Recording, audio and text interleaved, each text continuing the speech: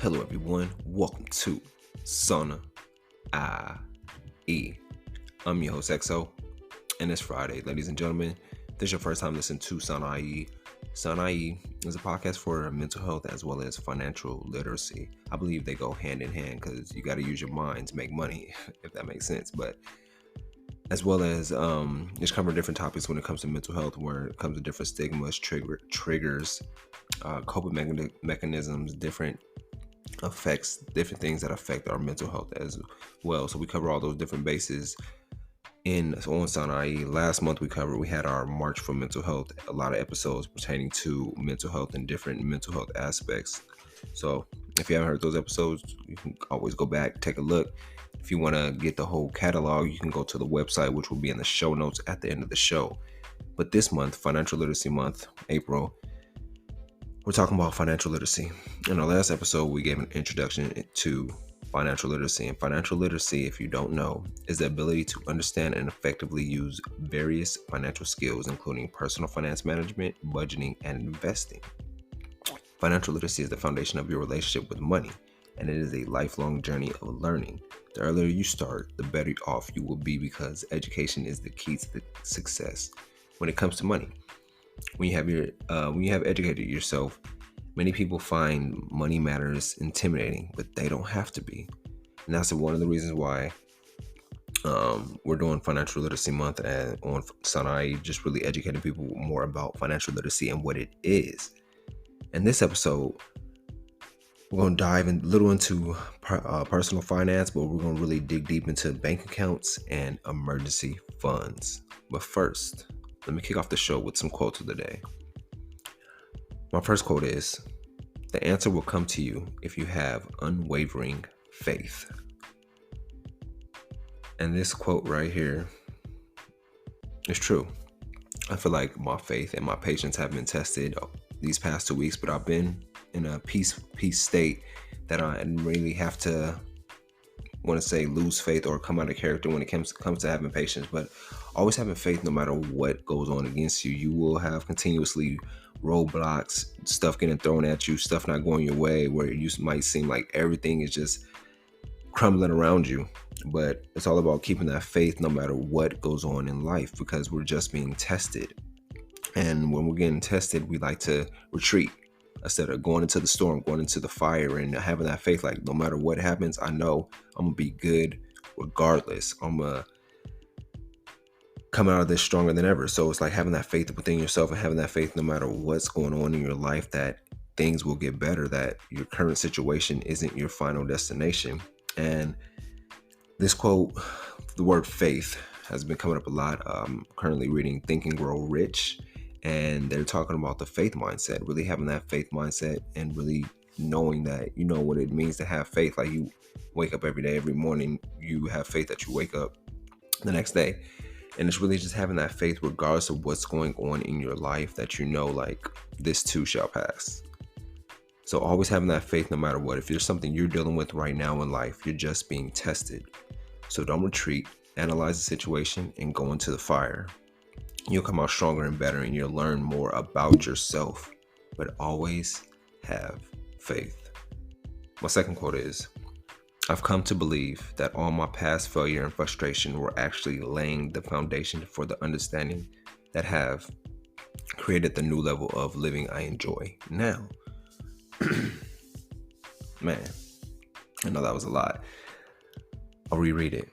"I've come to believe that all my past failure and frustration were actually laying the foundation for the understandings that have created the new level of living I now enjoy." This hits home.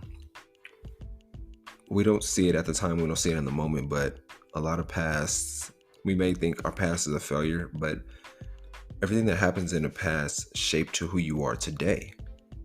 So we can't see it as failure. They were just lessons along the way to become who you need to be. You may have got frustrated at times because you lost a lot or you failed a lot at things, but overall, I'm pretty sure you looking back now or thinking back now, you're like, yeah, I failed at that, but I learned this. And that's what we have to see it as. We have to see as our past as lessons versus failures, because it's like we'll always have to learn. We'll always have to be a sponge to life, and can't really let what happens, a failure that might happen in the time, we have to see like, what is this trying to teach me? And that's what it comes down to, learning like, what is this trying to teach me, instead of seeing it as a bad thing. It's like sometimes a closed door means there's another door opening, and we have to go through that door. Sometimes when we get stopped on a path, it's like we lose sight that maybe we're not being stopped, we're being redirected towards something greater and better.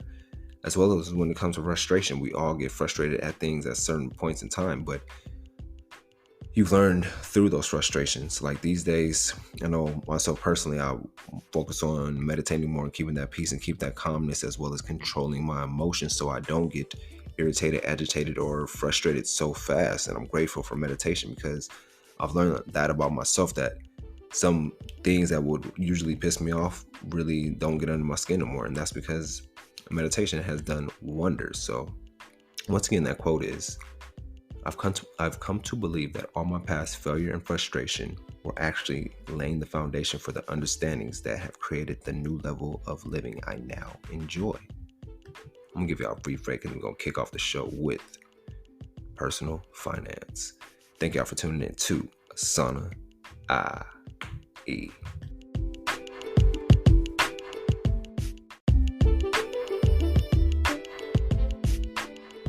Personal finance. I bet when you hear personal finance, you're like, oh, this is about me and my finances. You're right, but personal finance is where financial literacy translates into individual financial decision making. How do you manage your money? Which savings and investment vehicles are you using?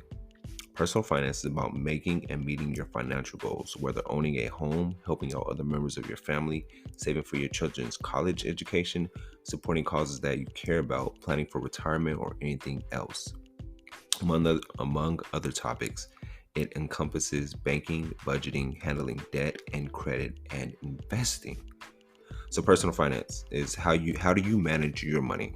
How are you managing your money right now? Are you a good money manager, or do you need help in certain areas when it comes to managing your money? What about savings? Are you saving, or are you an investor? And what savings are you using? What type of savings are you using? What type of investments are you using? Do you have a 401k? Do you have an IRA? When it comes to your personal finances, are you meeting your financial goals? And I believe we all have to have financial goals when it comes to managing our finances on a daily basis, like creating a budget for yourself, creating a savings plan for yourself, creating an investment plan for yourself, and knowing that this is for the future, and paying yourself first. That's the biggest thing when it comes to personal finances, paying yourself first. As well as, what are your financial goals? What are your goals when it comes to financial? Are you trying to get a new car, a new house, start a business, start a side hustle? Are you trying to invest in something? Are you trying to support a cause that you love? Are you trying to save up for your college education or your kids' college education? Are you planning for retirement? Those are some things that come in when it comes to personal finances. But let's jump into bank accounts. Y'all bet you already know, like, yeah, I know what bank accounts are, but it gets deeper. I was researching and found some information that when it comes to bank accounts that we all should know. Bank accounts are typically the first financial account that you'll open, and a necessary for major purchases and life events. According to the FDIC, a recent survey among American banking habits, over 7 million households in the US do not have a bank account. That's crazy. If you're in that group, you probably know what life feels like dealing with cash on an everyday basis. Getting an account with a bank or credit union may seem unnecessary or overwhelming, but it may just be the thing to help you reach your financial goals faster and manage money better. So when it comes to bank accounts, it says over 7 million households don't have a bank account. That's mind-blowing, because I believe everybody should have some type of bank account, just because it'll help you not having money. Because I feel like, when me personally, having money in my pocket, I feel like it burns a hole in my pocket versus having like a debit card or a credit card to use, and it limits how much I use myself. So if you don't have a bank account, I highly recommend you get one and use it for your personal benefit. And getting a bank account, I would recommend using my bank. I use Chime. If you haven't heard of Chime, I'm pretty sure seen all the commercials and ads by now. But Chime is a very great bank. It's an online bank. They work with you, and they work with different places, ATMs, so you can get your money out as well as deposit your money. So Chime is honestly the best bank. I've been banked with Chase before. I banked with Wells Fargo. I banked with B of A. And honestly, Chime is one of the best banks that I've been with. As a matter of fact, it's top tier. So if you don't have a bank account right now, I recommend you using Chime. That's my shameless plug. But yeah, getting an account helps you balance out your finances better. It helps you with your financial goals, as well as how do you manage your money, where we're seeing where your money is going, having them statements, monthly and weekly statements, and seeing where your money is going, what you're spending money on, helps you when it comes to your budget. Many financial transactions require you to have a bank account, like to use a debit or credit card, using payment apps like Venmo or PayPal, even writing a check or using an ATM. Also, when it comes to buying or renting a home or an apartment, you'll need a bank account. Whenever you receive your paycheck from your employer, we all love the direct deposit. So it's like, if you don't have a bank account, get that bank account, as well as using it for these means. You can earn interest on your money. And that's another thing about Chime. Right now, I believe Chime has the highest savings interest that you can get back on with saving your money. Like once a year, they pay you whatever you have in your savings account. They pay a percentage of that. So check into that. As well as there are different types of bank accounts available that serve different needs for account holders. When people talk about bank accounts, they are usually referring to either a checking or savings account. A checking account is a type of bank account made for handling everyday financial transactions. You can easily deposit your wages, salary, or other funds into a checking account and use that money to pay bills, buy things, or withdraw cash as needed. A checking account allows you to store money in a safe place and still be able to spend it. Checking accounts are very liquid, meaning they allow numerous withdrawals per month, as opposed to liquid savings or investment accounts. Though they earn little to no interest, you may be able to find a checking account with no fees, Chime. Others have monthly and other charges, such as overdrafts and using an out-of-network ATM. And that's the thing about Chime too. I should be their spokesman. But that's the thing about Chime. They don't really charge you for having that checking account. They don't have no overdraft fees or anything of that nature. They're more willing to help you get near that situation where you have to overdraft, or you have to where you have to overdraft. And they do have like the out of network ATM fee, but they have ATMs literally on every corner that you use. A savings account is a place for you to keep your money long term. Savings accounts are intended to be used for everyday spending. Aren't used for everyday spending. The number of withdrawals or transfers you can make from a savings account are limited, usually at least 6 per month. This type of account is a good place for you to keep emergency fund or savings for major financial goals, and your balance may accrue interest.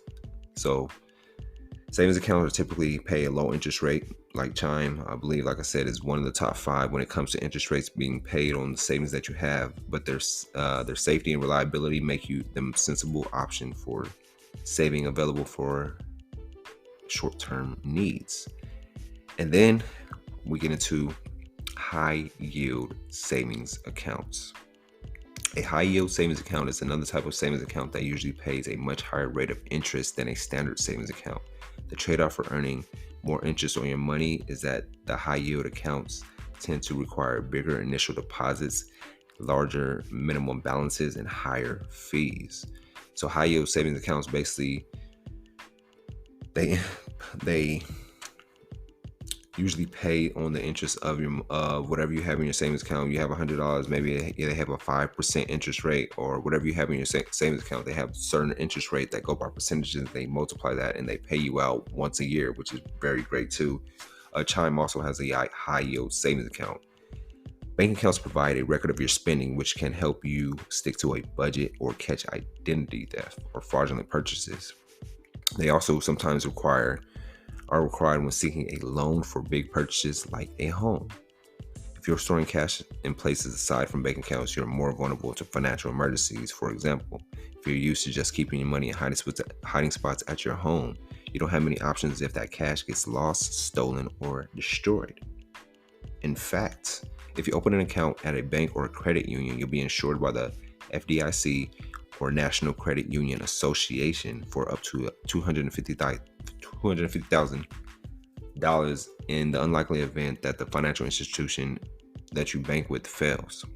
So that's one of the main reasons to have a bank account, besides helping with your financial transactions, keeping track of where your money is going. But hypothetically, what if whatever bank that you bank with gets shut down or anything of that nature?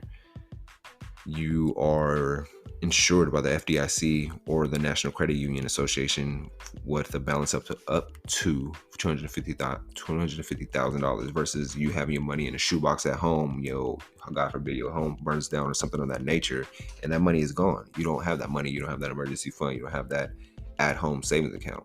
But versus you having it in the bank, you have no worries, and you don't have to worry about it getting stolen, destroyed, or anything of that nature.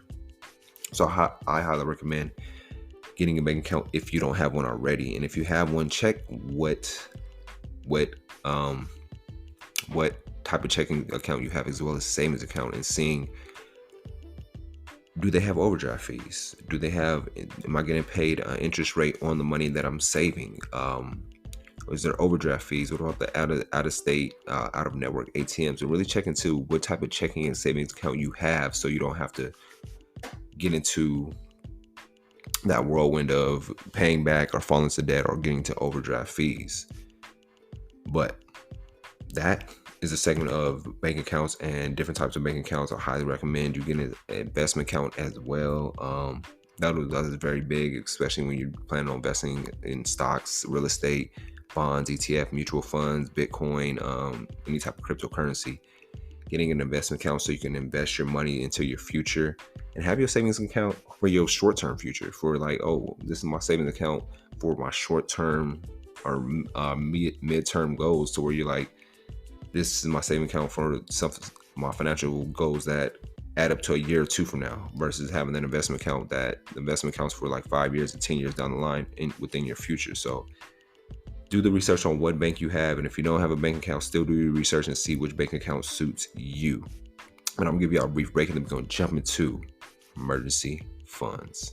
Thank y'all for tuning into Sana IE. If you're loving the show, you're liking the show already, go ahead and hit that subscribe button and share this with a friend. I'll greatly appreciate it, and I'll be right back.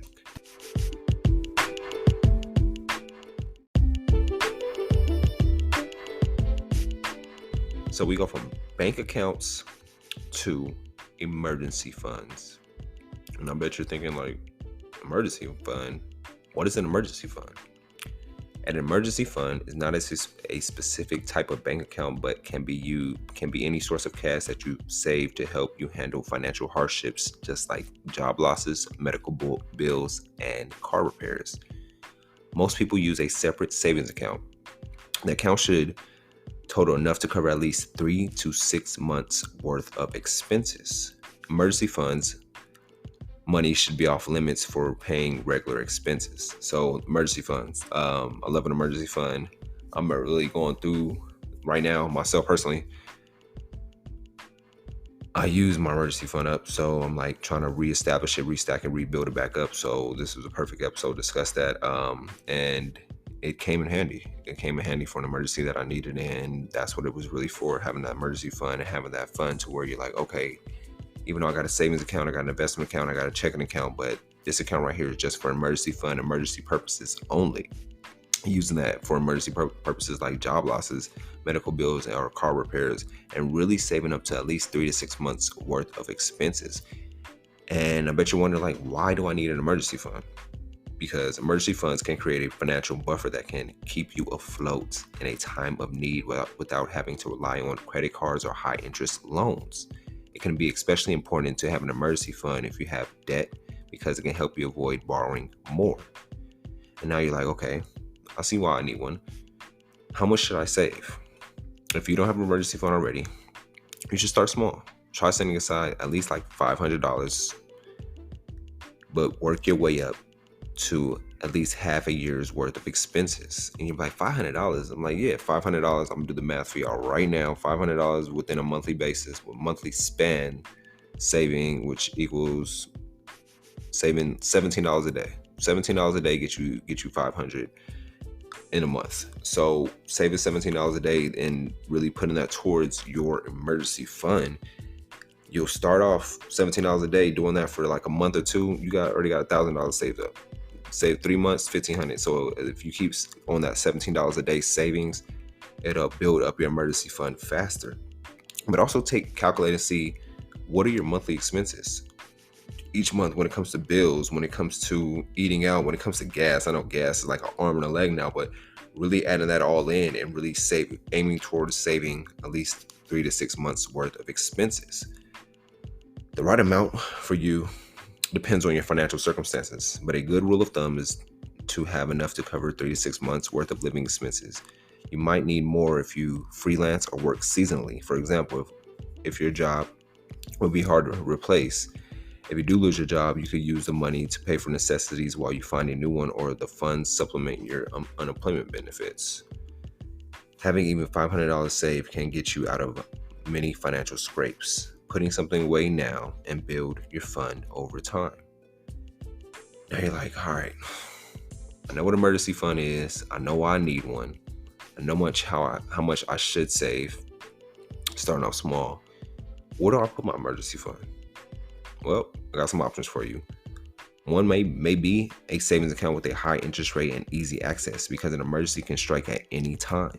Having quick access is crucial, so it shouldn't be tied up in long-term investment funds, but the account should be separate from your bank account and bank account you use daily, so you're not tempted to dip into your reserves. A high-yield savings account is a good place for your money. It is federally insured up to $250,000 per depositor, so it's safe. The money earns interest, and you can access your cash quickly when needed, whether through withdrawal or a funds transfer.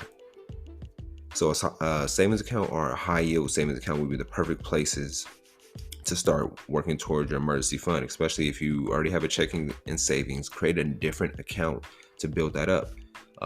If you're like, I don't want to open another bank account or deal with another bank, check into the app Digit.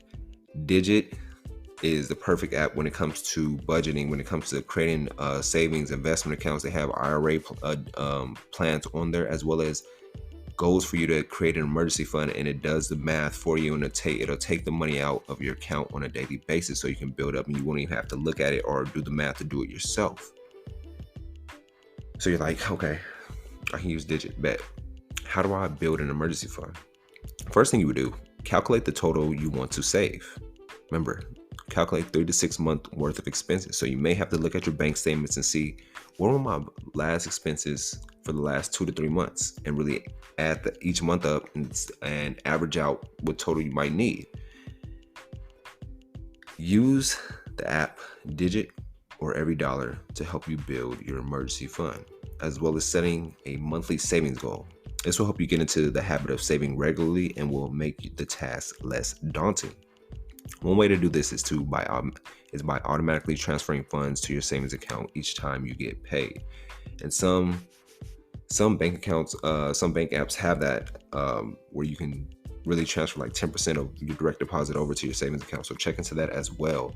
Move money into your savings account automatically. If your employer offers direct deposit, there's a good chance you can divide your paycheck between multiple checking and savings accounts, so that monthly savings goal is taken care of without touching your checking account.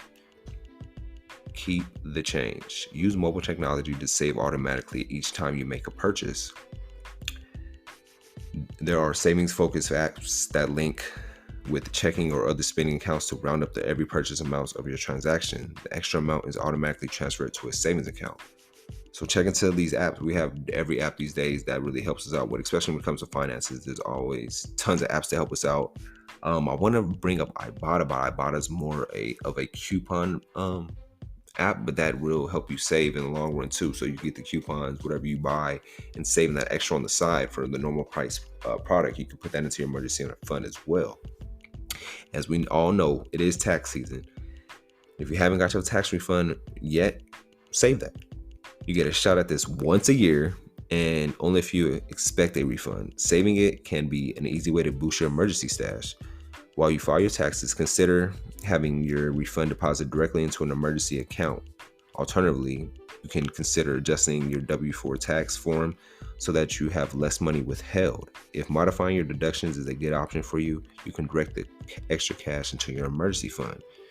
So if you get your tax refund, if you have it already, or if you got yours and you spend half of it or you spend some of it, dedicate some of that cash into your emergency fund to where you're prepared for that emergency. I know when tax season comes, we want to buy the latest shoes, latest iPhone, latest stuff, and go out and splurge and everything, but it's all about your future self. You don't know what can happen in the next 3 to 6 months, and if you have an emergency, you'll look back like, damn, I wish I would have started that emergency fund. This is that sign that you need to start an emergency fund ASAP, because emergencies happen. You never know what can come up.